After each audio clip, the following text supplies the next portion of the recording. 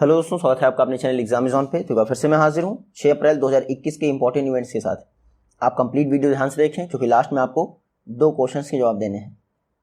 आज का पहला क्वेश्चन है, 1 billion UPI based transaction cross करने वाला इंडिया का पहला डिजिटल मोबाइल पेमेंट ऐप कौन बन गया है? तो इंडिया में पहला digital mobile payment app PhonePe बन गया है जिसने 1 बिलियन यूपीआई ट्रांजेक्शन क्रॉस कर दिए हैं। ये देख लीजिए, 1 बिलियन ट्रांजेक्शन यूपीआई के द्वारा हुए हैं। किसने किए हैं? फ़ोनपे ने। मार्च 2021 दौरान फ़ोनपे द्वारा 1.3 बिलियन 1.3 बिलियन के आसपास ट्रांजेक्शन हुए हैं। तो अपने आप में ये काफ़ी बड़ा अचीवमेंट है। फ़ोनपे इंडिया का पहला मोबाइल ऐप या फिर डिजिटल पेमेंट सिस्टम बन गया है जिसने 1 बिलियन ट्रांजेक्शन किए हैं यूपीआई से ही सिर्फ। इससे पहले दिसंबर में भी फ़ोनपे ने गूगल पे को क्रॉस कर दिया था और फ़ोनपे इस समय इंडिया में टॉप कर रहा है यूपीआई ट्रांजेक्शन के मामले में। फ़ोनपे की बात करें, 2015 में इसकी स्थापना हुई थी। हेडक्वार्टर है बेंगलुरु में। सीईओ कौन है? समीर निगम। पेरेंट ऑर्गेनाइजेशन कौन है? फ्लिपकार्ट। कुछ समय पहले ये बात चर्चा में थी कि आईसीआईसीआई बैंक इंडिया का पहला बैंक हो गया है जिसने फास्टैग को जारी करने के लिए फ़ोनपे के साथ पार्टनरशिप की है। ये हम लोग पढ़ चुके थे। नया क्वेश्चन है, प्रधानमंत्री कुसुम स्कीम के तहत इंडिया का पहला farm based solar power project कहाँ पर कमीशन किया गया है? तो इंडिया का पहला farm based solar power project Rajasthan में कमीशन किया गया है। कहाँ पे? राजस्थान में। ये देख लीजिए, recently Rajasthan renewable energy corporation limited इन्होंने कमीशन किया है इंडिया का पहला farm based solar power project. कौन सी स्कीम के तहत सेटअप किया गया है? तो ये देख लीजिए, प्रधानमंत्री किसान ऊर्जा सुरक्षा एवं उत्थान महाअभियान, जयपुर राजस्थान में ये कमीशन किया गया है इंडिया का पहला farm based solar power project. 1 megawatt capacity है। 3.5 एकड़ लैंड पे सेटअप किया गया है। टोटल कॉस्ट आई है 3.7 करोड़। और ये देख लीजिए, जो भी इस पावर प्रोजेक्ट से या फिर पावर प्लांट से इलेक्ट्रिसिटी जनरेट होगी उसको 3.14 रुपीज़ पर यूनिट में राजस्थान विद्युत वितरण निगम लिमिटेड द्वारा खरीद लिया जाएगा। क्या देखिएगा, इंडिया का पहला farm based solar power project प्रधानमंत्री कुसुम स्कीम के तहत राजस्थान में जयपुर में कमीशन किया गया है। राजस्थान के चीफ मिनिस्टर हैं अशोक गहलोत, गवर्नर है कलराज मिश्र। कुछ समय पहले मैं आपको बताया था, राजस्थान इंडिया में पहला स्टेट बन गया है जिसने हेल्थ इंश्योरेंस स्कीम लॉन्च की है और 5 लाख तक का हेल्थ कवर प्रोवाइड करेगा सभी फैमिलीज को। हेल्थ इंश्योरेंस स्कीम का नाम क्या है? मुख्यमंत्री चिरंजीवी स्वास्थ्य बीमा योजना, यानी चिरंजीवी हेल्थ इंश्योरेंस स्कीम। ये हम लोग पढ़ चुके हैं। नया क्वेश्चन है, हेल्थ केयर सेक्टर में पहली बार national investment and infrastructure fund NIIF जिसको आप कहते हैं, उसने पहली बार हेल्थ केयर सेक्टर में इन्वेस्टमेंट किया है। आपको पता है कितना इन्वेस्टमेंट किया गया है? तो NIIF ने हेल्थ केयर सेक्टर में रिसेंटली 2100 करोड़ का इन्वेस्टमेंट किया है। कितना? 2100 करोड़। ये देख लीजिए, मणिपाल हॉस्पिटल्स जो हैं उसमें 2100 करोड़ रुपए NIIF द्वारा इन्वेस्ट किए गए हैं। वर्तमान में NIIF जो है मिनिस्ट्री ऑफ फिनांस के तहत, डिपार्टमेंट ऑफ इकोनॉमिक अफेयर्स है उसके तहत कार्य करता है। 2015 में इसकी स्थापना की गई थी। इंडिया का पहला सोवरेन वेल्थ फंड है। टोटल 3 फंड को मैनेज करता है NIIF। टोटल वैल्यू है 4.5 बिलियन डॉलर। ये 3 फंड देख लीजिए, master fund, fund of fund और स्ट्रेटेजिक अपॉर्चुनिटीज फंड। तो NIIF पहली बार इसने हेल्थ केयर सेक्टर में इन्वेस्ट किया है 2100 करोड़। नया क्वेश्चन है, रिसेंटली RBI के डिप्टी गवर्नर की पोस्ट से किसने इस्तीफा दे दिया है? तो RBI के डिप्टी गवर्नर की पोस्ट से BP कानूनगो इनका टेन्योर खत्म हो गया था, इसलिए जो है इन्होंने छोड़ दिया है जॉब अपनी। BP कानूनगो RBI के डिप्टी गवर्नर की पोस्ट से जो है हट गए हैं 2 अप्रैल को। 2017 में ये डिप्टी गवर्नर बने थे RBI के 3 वर्षों के लिए। बाद में 2020 में इनका टेन्योर 1 वर्ष के लिए बढ़ा दिया गया था।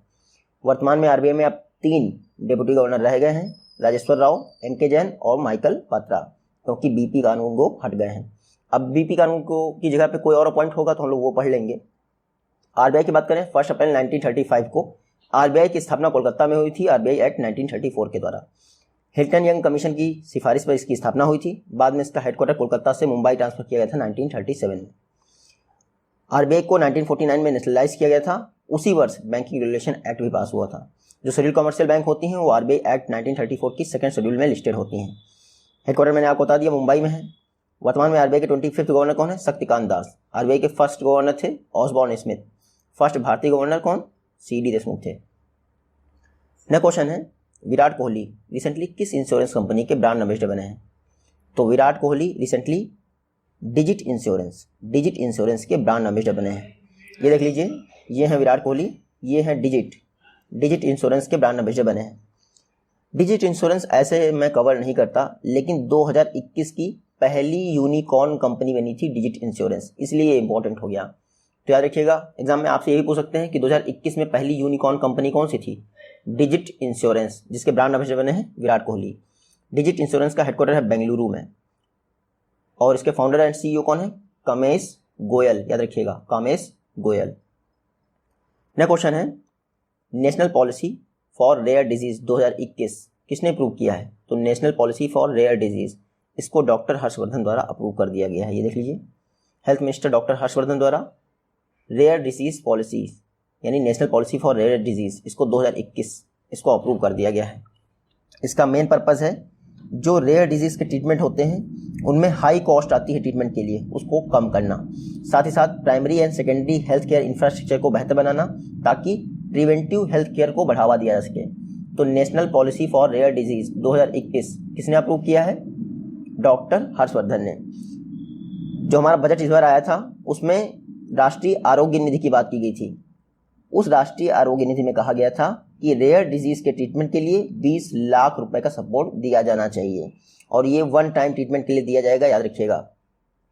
इससे क्या होगा? इंडिया की 40% पॉपुलेशन को फायदा मिलेगा जो भी प्रधानमंत्री जन आरोग्य योजना के तहत एलिजिबल है। नेक्स्ट क्वेश्चन है, रिसेंटली जम्मू कश्मीर में ट्यूलिप फेस्टिवल जो ऑर्गेनाइज हुआ है, इसको इनॉग्रेट इसने किया है। तो एशिया का लार्जेस्ट ट्यूलिप गार्डन कहाँ है? जम्मू कश्मीर में, पढ़ चुके हैं हम लोग। अब ट्यूलिप फेस्टिवल ऑर्गेनाइज हो रहा है जम्मू कश्मीर में, इनॉग्रेट किया गया है जम्मू कश्मीर के लेफ्टिनेंट गवर्नर मनोज सिन्हा द्वारा। किसके द्वारा?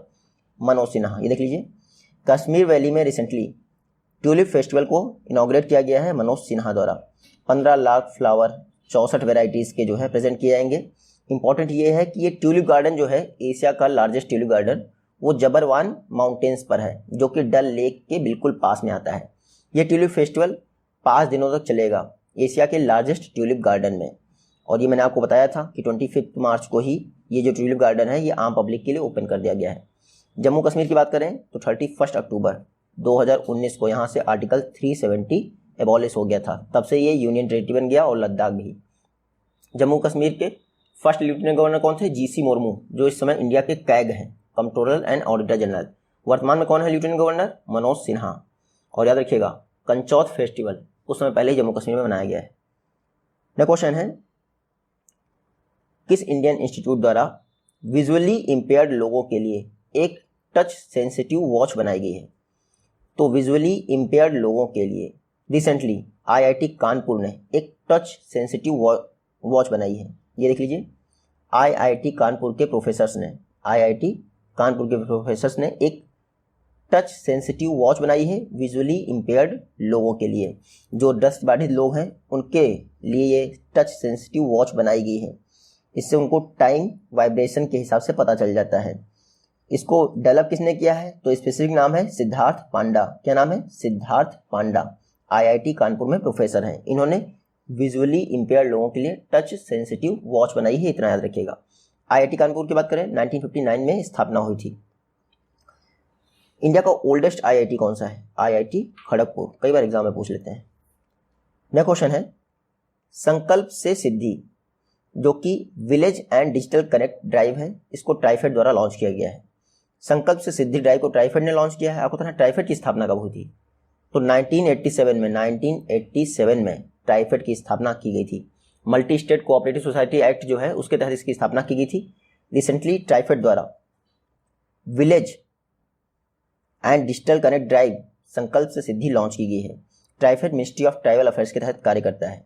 ये जो संकल्प से सिद्धि ड्राइव है ये 100 डेज तक चलेगी। इसमें मेन पर्पस होगा जो विलेजेस हैं उनको डिजिटली एम्पावर करना, यानी डिजिटल एजुकेशन प्रोवाइड करना। इसमें 150 टीमें होंगी, 10 विलेजेस का भ्रमण करेंगी, बाद में उनको वहाँ पर डिजिटल एजुकेशन प्रोवाइड करेगी। तो Sankalp se Siddhi village and digital connect drive है, ट्राइफेड ने लॉन्च की है। मैंने आपको बता दिया। ट्राइफेड का फुल फॉर्म देख लीजिए, tribal cooperative marketing federation of India. 1987 में स्थापना हुई थी। चेयरमैन है रमेश चंद्र मीना और एमडी हैं प्रवीर कृष्णा। नेक्स्ट क्वेश्चन है, Mizoram health system strengthening project के लिए वर्ल्ड बैंक ने कितना फंड एलोकेट किया है? तो मिजोरम हेल्थ सिस्टम स्ट्रेंथनिंग के लिए रिसेंटली वर्ल्ड बैंक द्वारा 32 मिलियन डॉलर का फंड एलोकेट किया गया है। 32 मिलियन डॉलर का फंड एलोकेट किया है वर्ल्ड बैंक ने, किसके लिए? Mizoram health system strengthening project के लिए।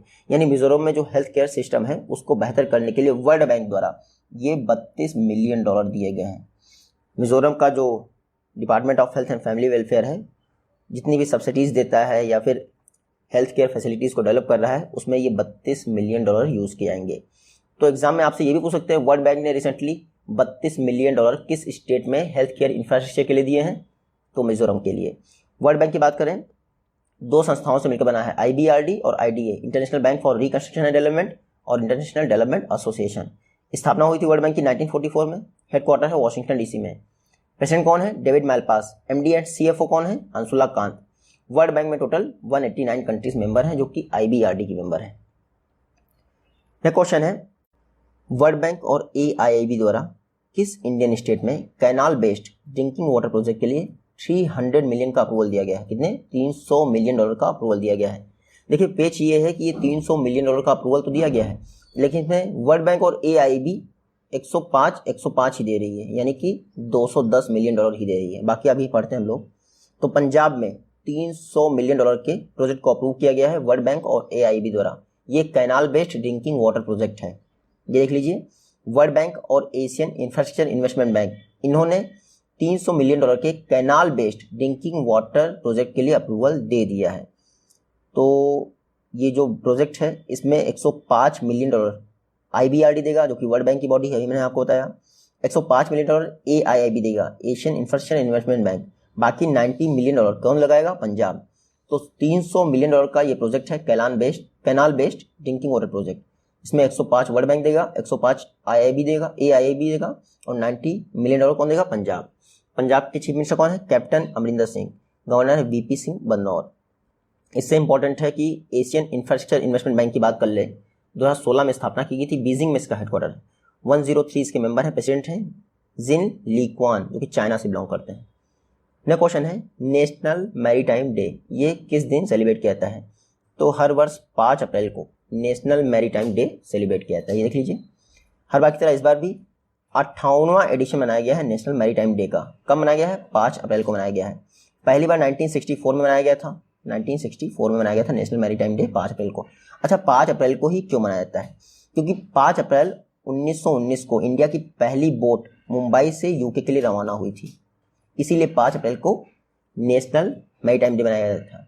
अच्छा, ये देख लीजिए, ये SS लॉयल्टी उस बोट का नाम था, SS लॉयल्टी, जो मुंबई से UK के लिए रवाना हुई थी। उसके अलावा नेशनल मैरीटाइम डे इस याद में मनाया जाता है कि क्योंकि 1959 में इंडिया इंटरनेशनल मैरीटाइम ऑर्गेनाइजेशन का पार्ट बना था, यानी ज्वाइन किया था इंडिया ने इंटरनेशनल मैरीटाइम ऑर्गेनाइजेशन को 5 अप्रैल 1959 को। तो ये डेट और ये ईयर इंपॉर्टेंट है, याद रखिएगा। इंटरनेशनल मैरीटाइम ऑर्गेनाइजेशन की बात करते हैं, 1948 में स्थापना हुई थी। लंदन में इसका हेडक्वार्टर है और फाउंडर तो पता है UN की बॉडी है। उसके अलावा 5 अप्रैल को ही इंटरनेशनल डे ऑफ कंसेंसस ये भी मनाया जाता है, ये भी याद रखिएगा। नेक्स्ट क्वेश्चन है, L&T टेक्नोलॉजी सर्विस लिमिटेड, इसके MD एंड CEO कौन अपॉइंट हुए हैं? MD एंड CEO कौन अपॉइंट हुए हैं? तो L&T टेक्नोलॉजी सर्विसेज लिमिटेड, इसके MD एंड CEO अपॉइंट हुए हैं अमित चड्ढा। कौन अपॉइंट हुए हैं? अमित चड्ढा। ये देख लीजिए, L&T technologies and services limited, इसके MD एंड CEO कौन अपॉइंट हुए हैं? अमित चड्ढा। यहाँ पढ़ लीजिए आप, 1 अप्रैल से अपॉइंट हो गए हैं। इसके पहले डिप्टी CEO थे और फुल टाइम मेंबर थे। तो ये है Amit Chadha. L&T technology services limited, इसके MD एंड CEO बने हैं। L&T टेक्नोलॉजी सर्विसेज लिमिटेड की बात करें तो 2012 में इसकी स्थापना की गई थी। हेडक्वार्टर वडोदरा गुजरात में है।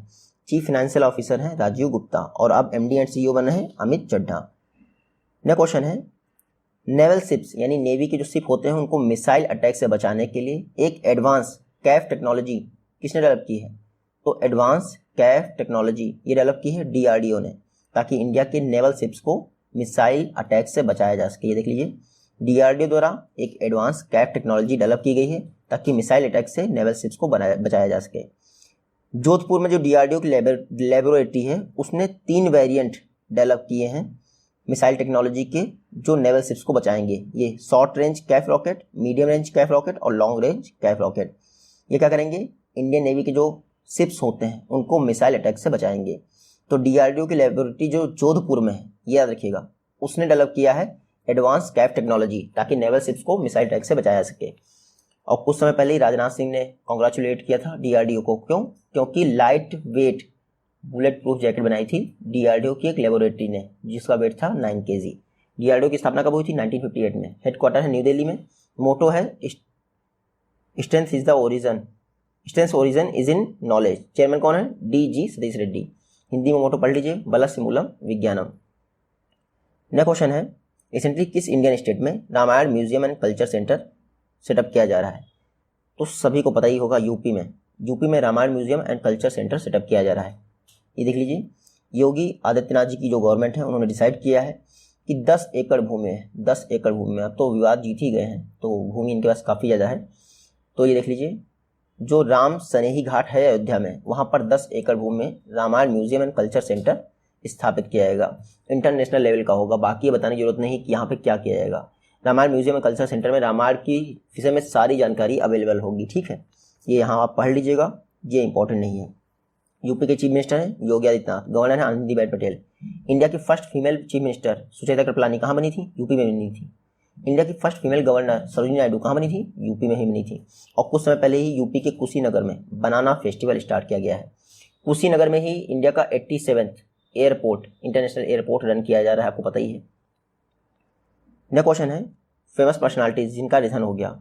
एक भगवती सिंह, दूसरी शशिकला। दोनों को आप जानते हैं बेहतर ढंग से। ये हैं भगवती सिंह, सपा के फाउंडिंग मेंबर थे, यानी समाजवादी पार्टी से बिलोंग करते थे। यूपी में लखनऊ में बक्सी तालाब पर रहते थे। 89 ईयर की एज में इनका निधन हो गया और इन्होंने अपने अंग दान करने के लिए कहा था, लेकिन ऐसा कहा जा रहा है कि कोविड से इनका निधन हुआ है, इसलिए इनका बाकी कंफर्मेशन नहीं है कोविड से, कभी अखबारों में ये चीज़ें नहीं छपी हैं, लेकिन रूमर्स यही हैं कि कोविड से इनका निधन हुआ था। दूसरी हैं जानी मानी टीवी एक्ट्रेस शशिकला ओम प्रकाश सहगल। ये शशिकला ओम प्रकाश सहगल, इनका भी निधन हो गया। तो दोनों को याद रखिएगा, शशिकला ओम प्रकाश सहगल और भगवती प्रसाद सिंह, दोनों का निधन हो गया। ये आज की वीडियो से क्वेश्चन, आई होप कि आप इन दोनों का जवाब दे पाएंगे। जल्दी मिलते हैं आपसे नेक्स्ट वीडियो में, तब तक के लिए take care, good bye and जय हिंद।